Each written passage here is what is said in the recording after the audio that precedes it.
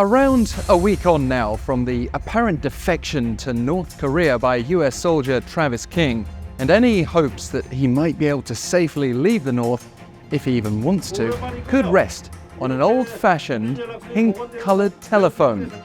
This vintage phone is a legacy of the hotline set up in the 1970s so that the United Nations Command and North Korea could defuse tensions over any inter-Korean border incidents.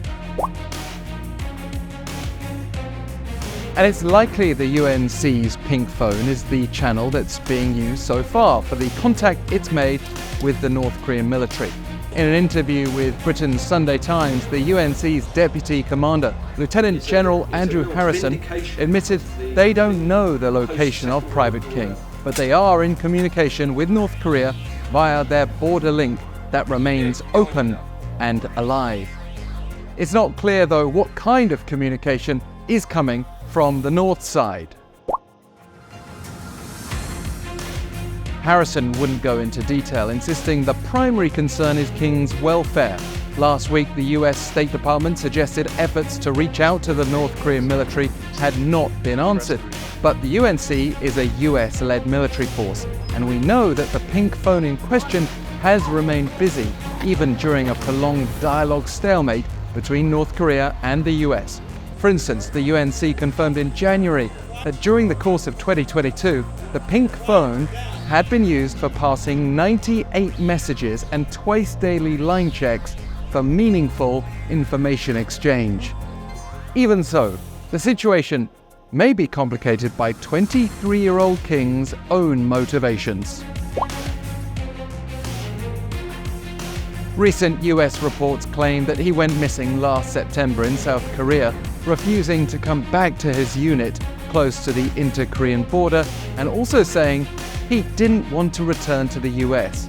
American military documents reportedly show how King was arrested on September 25th, 3 weeks after deserting his unit, for allegedly assaulting a Korean national.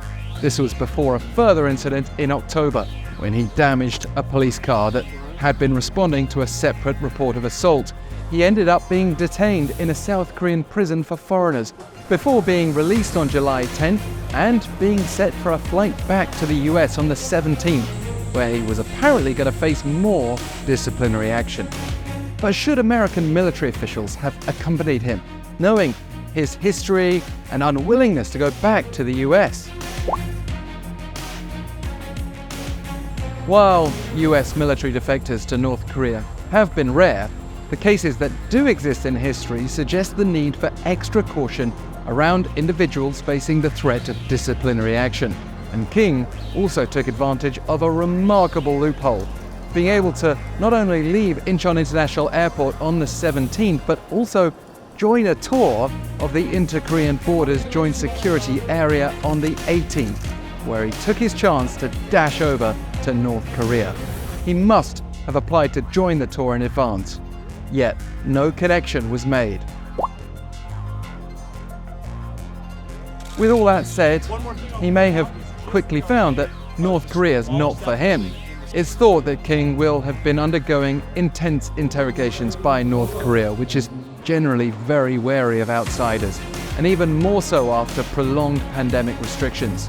Charles Jenkins, the US military deserter who was held in North Korea for nearly 14 years from 1965, was able to escape via Japan in 2004. He later admitted to his past ignorance, saying the country where he'd sought temporary refuge was literally a giant, demented prison. Once someone goes there, they almost never get out.